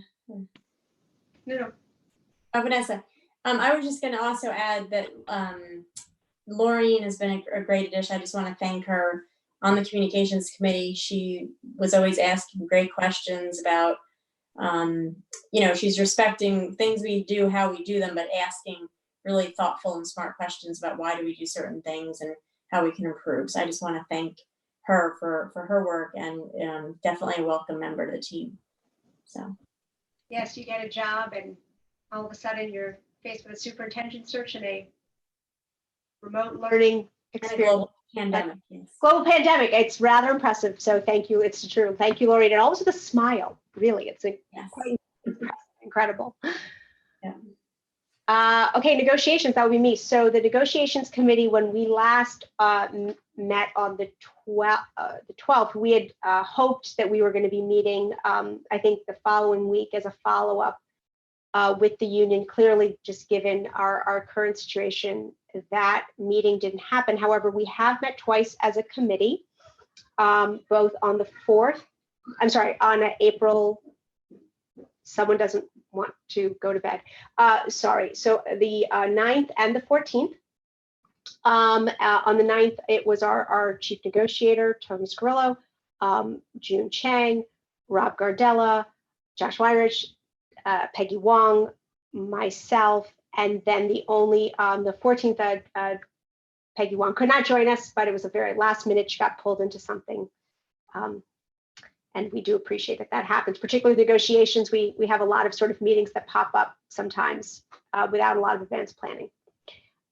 So the takeaway from our 2 meetings was simply we've exchanged proposals with the union. So we as a committee just looked at things, discussed, and are ready to meet. we have put in the hands of both the negotiators, I think, both just to figure out the best way to do this in these circumstances, to have good discussions. We're ready. We're looking forward to them. And I hope by the next meeting, yep, someone doesn't want to go to bed. And by the next meeting, I hope for to have shared that we've had more of an exchange. But they were very productive meetings on our end, and we really look forward to and are ready for the dialogue. So with that, I will ask if there's a liaison report. I believe, Michael, you might have just a little something on SEF. I would like to sort of in the liaison context, take a moment to thank SEF, who during this time, as always, has stepped up and been helping with access, helping with, from hotspots to, I mean, we could name a few, but they've been, again, stepping up, helping. I know everyone has really pulled together as a community, but I would be remiss if I didn't sort of offer them a specific thank you for, as we are remote, making sure that our students are able to engage in a meaningful way. Michael, any? Yeah, that's consistent with my update. I know that despite having their fundraising event postponed for the spring, they're continuing to work. They are looking at grants in real time that relate to our current circumstances for remote learning. And so I've been on some of that email chain. And so they are remaining very active and committed to supporting our school system through these difficult times. And so I would also offer, a sincere thank you to them for their continued diligence. They haven't closed up shop, and they understand that they want to be here for the district, and so I thank them for that. This would be a good time, Madam President, this would be a good time to remind the board. In addition, on the addendum of the Pomptonian renewal is item F. Item G is approval to accept the SEF emergency grant to purchase gizmos for Summit High School in the amount of $8,912. So I think that's what you were alluding to, Mr. Yes. Yeah. Yes. Madam President, if I may,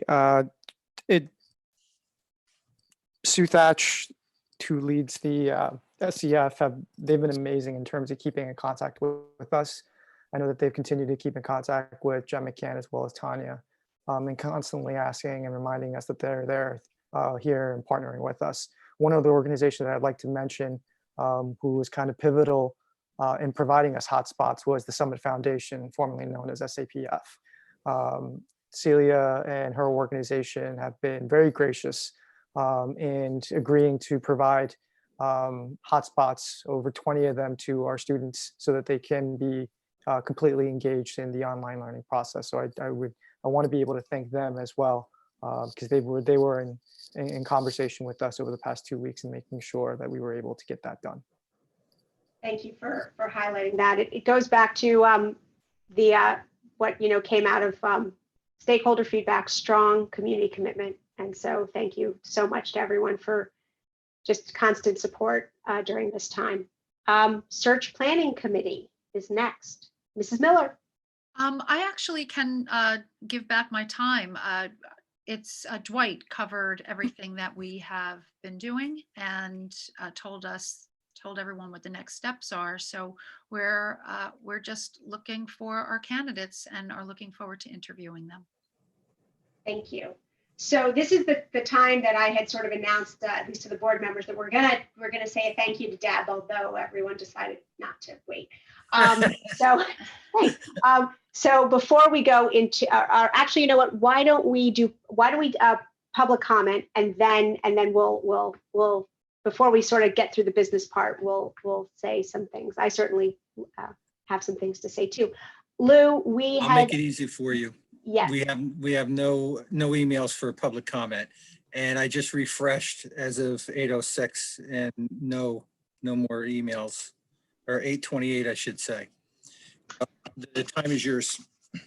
Never thought I'd miss sitting there looking at the microphone, but I actually do. Okay. So I will love to say thank you so much. So Deb, when you first joined the board, you get a mentor, and Deb is my mentor, was my mentor. After the first year, she said, you know, I'm still your mentor. I said, yes, I know that. And so I have to offer a special thank you, because in that she took that in every role ever seriously, because that's who Deb McCann is. And really made sure that I was informed, I was up to date, that I got really, really detailed emails, incredibly detailed emails about everything from where I could find great resources to when we first went to workshop, and what would be really of value to me and what was perhaps less relevant to Summit and being a board member. And Deb, you constantly, you know, ask great questions. You don't settle for anything less than really solid, thorough, detailed, meaningful answers, meaningful for the kids. And it's really incredible how much you know about not just this district, but how things work in New Jersey and education, and what you, and you really learned it because of this role. And it's incredibly impressive. And you really always took tremendous time with me to help and to answer my questions and to give me good guidance and suggestions. And I am incredibly grateful for all of that. Could not have, the first year feels like a ping pong almost, like constantly back and forth, and you really made sense of so much of it for me. So thank you. And I would also really like the community to know that you have an incredible depth of commitment for each and every child in this district to succeed, to grow, and to achieve. And they are not numbers to you, they are kids, and they always have been, they always will be. And I wish that people could see you in action in some of the committee meetings, to see that incredible commitment, that you really settle for no less than each and every child growing, moving forward, being positive, and wanting for them the best possible future they can have. So thank you so much. It's been a privilege, and I've learned so much from you, so thank you. Thank you. That was really, sorry, I have to blend those. So thank you so much. That was really nice. I'll go. Okay. I'll go. I will say a few words in light of Mrs. McCann's final meeting with us, because a 6-year commitment to any endeavor, particularly a volunteer endeavor, is remarkable and pretty worthy of gratitude. So Mrs. McCann, who we all call Deb, approached her 6-year Board of Education tenure with a heck of a lot of dedication and 2 eagle eyes. That's what I will always remember about you, Deb. One eye was always focused on student achievement for every single student. Early reading, phonics, elementary learning workshop were just a few of the areas that benefited from your very, very steady gaze. There is nothing like being on an ed committee with Deb McCann. The other eye was always focused on operations and strong information, and the district budget and data compilation and utilization were other favorite subjects of Deb. And I thank her for many contributions, but for those contributions in particular. And, you know, all board members, we all face a lot of complex and demanding issues and decisions that require us to just put in a lot of thought and analyze the impacts. And Deb, you have always met these demands with a lot of seriousness and a strong, always communicated point of view. And you brought always the same energy, even to the less complex and the less demanding issues before us. So if there's one thing I learned about you, Deb, it's like, darn, you've got stamina, girl. On a personal note, I want to thank you for reaching out to me from the moment I took my seat on the board. You were actually not my assigned mentor, but in fact you were. For my very first year, you were always there to make sure I understood all the nuances of my role and had all the resources that I needed. I too got detailed emails about what things meant and things that I might want to read in order to help myself fulfill my role better. And in all the remaining years, you have been very, very helpful to me. And you have always been a strong supporter of me, always respectful of my point of view, even when it did not mirror your own. And I very much thank you for that. So best wishes, Deb. We relinquish you to your family, to beautiful Erin and Caroline, Ryan, and Kate, who I'm sure have missed you. And we thank you for the strings of meetings and phone calls and the reports and the attendance at school functions. And most importantly, for your belief in all 4,000 students. Thank you very much. Thank you. Thank you. That's so nice. So Should have tissues. Deb, I'm going to tell the board our story of our first meeting, which was a little over 2 years ago, to discuss joining the board. And, we were chatting about the workings of the board, not so much, obviously, the details of it, given I hadn't joined the board, but just how it functioned and the responsibilities. And the question came up about time commitment. And I'll never forget this, because Deb looked right at me and said, "Well, I think I'm supposed to lie to you right now, but I'm not going to. I'm going to tell you the truth, because I was lied to before I joined the board, and I'm not going to do that to you." And so I laughed, and a few things came from that. One, I came to immediately appreciate Deb's sense of humor, which is great. But also, she earned my trust with that simple statement, because I knew this was a woman who I could now trust, because she was being honest with me. She could have actually glossed over and made some comment about it being a minimal level of commitment, but that's not the case.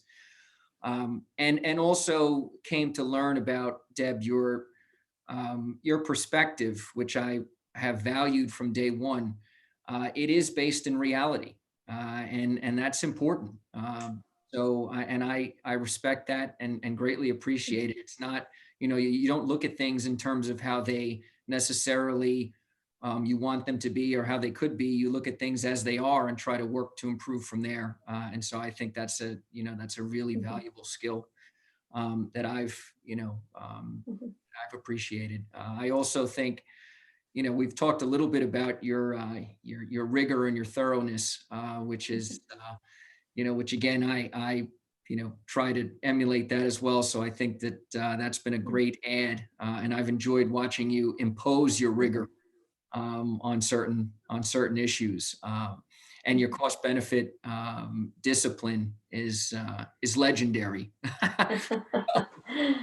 So that's I've appreciated that as well. The only thing that, quite frankly, I don't appreciate is the fact that that I'm not saying goodbye to you as a board member in person, because I feel that's that's something that I would have liked to have done. And so thank you. And I hope I do have the opportunity to thank you in person at some point in the near future. Great. Thank you so much. We will. Oh, She nice. still gets Yeah, a party. She still gets a party, even though We'll figure it's not something now. out. Thank you. Yeah, Deb, I echo what's been said, and I am sorry that we're not going to celebrate your tenure at the office. And thank you for all you've done and all your dedication and hard work. Thank you. Thank you. Wow. Hey, Deb, I just wanted to highlight your one mistake in 6 years. Okay. And that was allowing me to come on the board. No, I'm just kidding. Yeah. I just thank you for all your leadership and your guidance to those of us who were young when you were seasoned on the board. And I think probably the thing that is probably the highlight of your time, in addition to all the things that other people have mentioned, is that folks generally know that when we vote, we usually vote all together, and we work most things out before we get to this point. And specifically on the issue of the full day kindergarten, I really admire your commitment to your values and your approach, and forcing that discussion to be really long and hard. And even though we ended up not agreeing on that. I really respect you for for sticking to that, and I really appreciate your commitment to the data. And every time I see an Excel spreadsheet, I think of you, and how probably way smarter you are to like figure it out and how to use it as a tool to make things reveal themselves. And so I appreciate your commitment and your conviction, and I am also sorry that we aren't doing this in person, but thank you so much, and best of luck on what I'm sure will be many other volunteer opportunities for the community. So thanks. Thank you, Chris. I appreciate that. I don't think it was a mistake having you join the board. I got 2 more years. I'll prove you wrong. Yeah. Don't worry, everyone. I'm still making her do the spreadsheets. Don't think she's off the hook yet. Yeah. Thank you. Yeah, and if I can add, I just want to say that I had the privilege of working with Deb on operations and education as I finished out a previous board member's year, and that was for me really fun to work with Deb up close and see how she operated in those committees. So I think it's also a privilege that I ended on a committee with her this year. So I'm sorry we're not doing this in person, and I'm not as eloquent as everyone else, but I will sorely miss you. And I've always enjoyed talking to you and getting a balanced view and, bouncing ideas off of you. So you will be greatly missed by me. Oh, thank you. And we'll definitely get together in person someday. All right, Oh, so yes. thank you. Oh, we won't miss that opportunity. So now I will ask Deb for any final remarks that you have at your last final meeting. I know. Well, first I want to say I was chuckling before because I'm looking at Kathy Sarno's background of like 20 pictures of her little baby. And remembering that my first child, I had, you have like hundreds of pictures of the first child. And then, the other kids, it's, you can't even find the pictures of them. So adorable pictures, Kathy. And then I also want to start just by thanking Vanessa. I joked that I had the hardest year as president, and then probably about a month ago, I texted Vanessa and said, okay, you win. It's been a challenging year, and you've handled it with poise and grace. And so thank you for that. And thank you for serving as our president this year. It is not an easy job. So thank you for that. And thank you for everyone and the nice things that you said. I like, Peggy, that you said fun, because I can be fun. Everything's always, I am serious and diligent in my job, but it has been fun working with all of you. So with that, I have some prepared remarks. It'll just be a few minutes. I won't make it too long. So after 6 years of service on this board, it is definitely strange to be ending this way. But thank you for allowing me to say a few words and a farewell. I'd like to begin with the 5 things I am most proud of from my 6 years on the board. First, my relentless, and I apologize to June and Jen, advocacy for struggling readers. I would like to think I played at least a small part in the increase in learning workshop touch points, increased Orton Gillingham training, and phonics instruction in the early grades. Second, my continuous push for educational data. We talked about this, and I do realize, as some of you pointed out, thank you, that kids are not data, but I do think it's important for reading levels and ELL readers and learners, allowing us to see progress in these critical areas to make sure we are progressing as a district. I think we've come a long way, and I hope this work continues. Third, the considerable amount of time I spent attending parent meetings, forums, and events in order to listen to and learn from as many parents and educators as I could. Fourth, I'm proud of standing up for what I believed in regarding, as Chris mentioned, taxpayer-funded full-day kindergarten, a decision for which I will forever be known, at least in the TAP articles, as the sole dissenting vote. I do stand by my view, regarding that program, and we'll see going forward. Lastly, I'm proud to be a strong supporter for the continuation of board traditions that I believe are integral to the fabric of Summit and the success of our schools. This leads me to the 3 key lessons I took from this experience, some passed down to me and some I learned on the job. First is to not underestimate the responsibility and value that a board member provides. Members of the board are ultimately responsible for the schools, not the mayor or the city council, and not the superintendent. It's imperative that politics do not interfere with this board. And it's important to have a superintendent who has a mutual respect for board members. Yes, he or she is the educational expert, but the varied experiences that board members have had in their lives, careers, as their child's first teacher, and as connected community members are equally important when board decisions are being made. It is important for board members to stand up for what they and the community believe. Second, to the point of being connected community members, it's so important to get out there and listen, not just to the folks who come to the meetings or email us.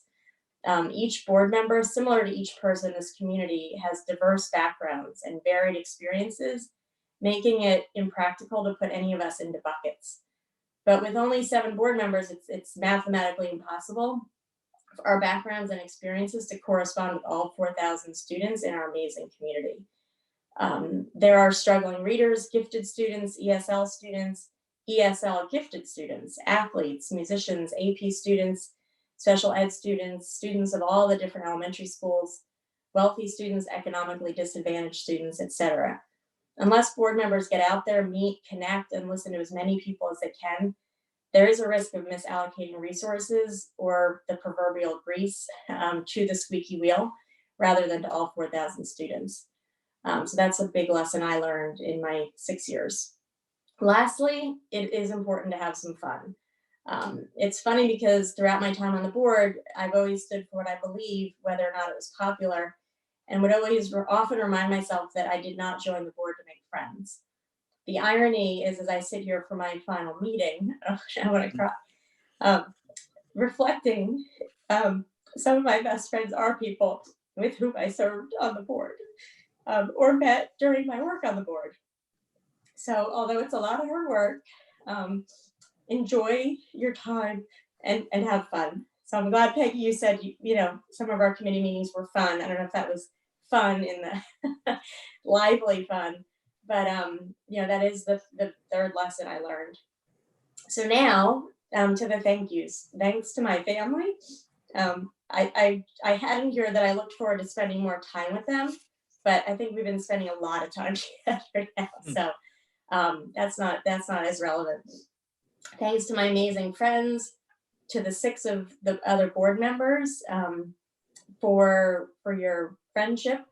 And it's a lot of hard work, and I know you're all going to work hard to carry traditions, the district's traditions, and continue the excellence of our schools. Thanks to former board members for their service, particularly Rick Hanley, who was a mentor to me. Thanks to our talented administration. We have a very strong superintendent, and I trust the board will conduct a thoughtful search to find another. Best of luck to June and his family as he moves on. We have an incredible cabinet: Lou, Rob, Jen, Tanya, Doreen, and Laureen. You're all amazing, and I thank you for all your work. Lou, I've known you the longest. You've been a mentor to me. Thank you for your support and, you know, the Excel spreadsheet kind of friendship we have. So thank you, and I'll miss you. Jen McCann, my sister, Jen. You're so talented, hardworking, and good at what you do. And thank you for putting up with me as I've challenged you along the way. Kathy and the rest of the administrative staff, you know, Kathy Sarno, as well as Kathy in the main office, in June's office. Thanks to the principals, assistant principals who've always been so gracious to me and are all so dedicated to our students. Supervisors, teachers, all of the staff who work so hard for our students, parents, community members who took time to attend meetings, share your thoughts, parent and community organizations who work so hard to support our schools. It was so nice getting to know all of you. And finally, thank you to the students. The most rewarding part of this role was traveling around the district and seeing our students take advantage of opportunities this district provides and succeeding in so many ways, not just in the classroom, but on sports fields, the stage, and also demonstrating their kindness and generosity to those in need. Because in the end, this is why we do what we do, and I'm honored to be a part of it. For those who don't already know, I have a high schooler, a middle schooler, and a first grader. So although I'm saying goodbye, this is probably not the last you're gonna hear from me, given I have a first grader. So I will be around for a while, but I'm grateful and honored to have had the opportunity to serve the summit students and families. So thank you. Thank you, Devin. And as I have a first grader as well, the calculation's 11 more years, just so you know. Yeah. Thank you. Thank you so much for all that you've done. Okay, so we will move on to approval of board minutes. I have item, let me just, because I know I have item A, 3 items under item A. Is that correct, Lou? That's correct. Do I have a motion? So moved. Second. Okay, on the roll. Mr. Bonner, Yes. and everybody just take your microphones off, whatever. Okay, Mr. Weinrich, Yes. Mr. Cologne, Yes. Ms. McCann, Yes. Vice President Miller, Yes. Dr. Wong, Yes. and President Primack. Yes. Motion continues. And Madam President, under school board operations, we also have item F and item G, both on the addendum. Addendum. Right, both, okay, yes. So I need a motion, items A through G, that will include the addendum. Do I have a motion for school board operations? So So moved. moved. Donna Aye, got it. those two. Okay, I got Donna Miller moving it, Deb McCann seconding it. Okay, on the roll. Let's see, Donna Miller. Yes. Okay, Ms. McCann, Yes. Dr. Wong, Yes. Mr. Weinrich, Yes. Mr. Cologne, Yes. Mr. Bonner, Yes. and President Primack. Yes. Motion's carried. Madam President, under personnel, I have a change under item A3. It just needs to say Elizabeth Sharp, school nurse, Brayton Elementary School, and then put a line through the step salary, prorated, and it will now read Elizabeth Sharp, school nurse, Brayton Elementary School, effective 4/21/2020 as a long-term substitute at a rate of $225 per day until her emergency certification is approved. And then once that comes in, we'll have a follow-up resolution at another meeting, backdated to the appropriate date. And that is the only change under personnel. Okay, so I see with that change as recognized by Mr. Pepe, I see items A through H. Congratulations, Mr. Carter. And do I have a motion? So moved. Second. Okay, on the roll, Mr. Weinrich, Yes. Mr. Bonner, Yes. Mr. Cologne, Yes. Ms. McCann, Yes. Ms. Miller, Yes. Dr. Wong, Yes. and President Primack. Yes, an official, done. Carries. Congratulations. Motion carries. It's much easier for me to see who's moving and seconded with the screen. Board meeting's a little tough sometimes. Okay, so we're going to move on to policies. For a first reading, it was the policies as detailed by Michael Cologne. Do I have a motion? So moved. Second. Okay, I have Dr. Wong moving it and Deb McCann second it. On the roll, Dr. Wong, Yes. Ms. McCann, Yes. Mr. Bonner, Yes. Mr. Cologne, Yes. Ms. Miller, Yes. Mr. Weinrich, Yes. and President Primack. Yes. Motion's carry. On to finance. On finance, because we need to pay bills, items A through E. Do I have a motion? So moved. So moved. Oops. I had a tie, so I had Ms. Miller moving it. I'll take Ms. McCann as a second. Second, yep. Okay, on the roll. Time to pay the bills. All right. Vice President Miller, Yes. Ms. McCann. Yes. Okay, Mr. Weinrich, Yes. Mr. Cologne, Yes. Mr. Bonner, Yes. President Wong, Yes. and President Primack. Yes. Okay, thank you. So we do have need for a closed session tonight. I'm just going to take a moment to explain to the public what's going on. We are going to, at its conclusion, we may or may not have action items or informational items to address at that time. So we are all going to actually leave this meeting. It's still going to be going on, but we are going to leave, and then we are going to go into an executive session Zoom meeting. And at the conclusion of that, we will leave that meeting and we will come back to officially adjourn in this one. So, so for members of the public, you won't see our names or anything like that, but we will, our intention is to come back for the close in public. That is what is going to happen. So for board members, we're going to, like I said, we're going to leave meeting. We're going to go to the other one. After you link in, we'll start a few moments thereafter. Great. Just Thank you. remember, and just remember, when you want to come back to this meeting, you're going to have to leave the executive session meeting and go back to the original email invitation for this meeting, and you'll be put back into the waiting room, and then we'll upgrade you to panelists, just like we did before. Thank you. Can we set a time so we can take a stretch break for the other one? I was going to ask you all just to link in, and then we will take a few minutes. Fair enough. Yeah, thank you.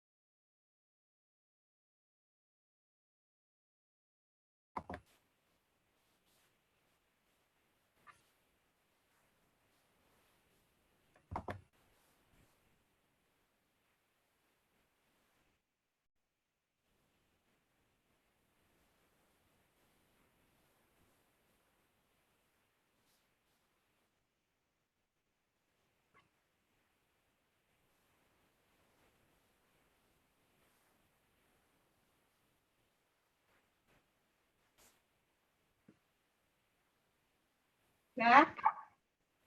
Let's quickly adjourn so when the others join, they'll wonder where we went. I'm not going to adjourn until Deb's back. I'm back. Okay. Is June here? Well, he's hanging out somewhere.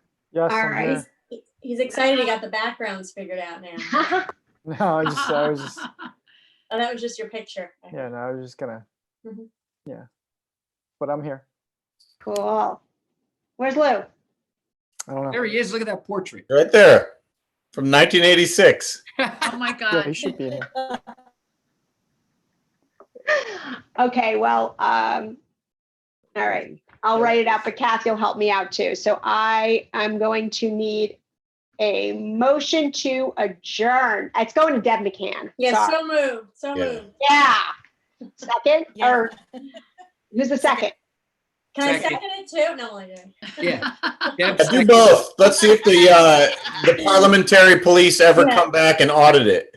Yeah, just tell Lou. Be like, Deb did the motion and the second. Just to Do it. throw a tizzy. Live on the Maybe edge. having seconded is the backup when I get told, don't do that. Right? I told I'm you gonna I get like in to have trouble. fun. I mean, come on. Who said you didn't have fun? I don't understand this. Okay, so all in favor? Aye. Aye. Thank you all for Bye, friends. everything. Thanks, Vanessa, for being Thanks, Vanessa. We get you next month. Oh, Yeah. yeah. Oh, yeah. At Yeah. the office. Okay, no, I'm not off, so it's 2 years. It's all good. All right, have a Proper great night, goodbye everyone. to Stay Deb safe, once we stay get back healthy. together. Yes, Thank yes. you. Good to see you all. Bye. Thanks, Bye. everyone. Bye, Bye. guys. Bye.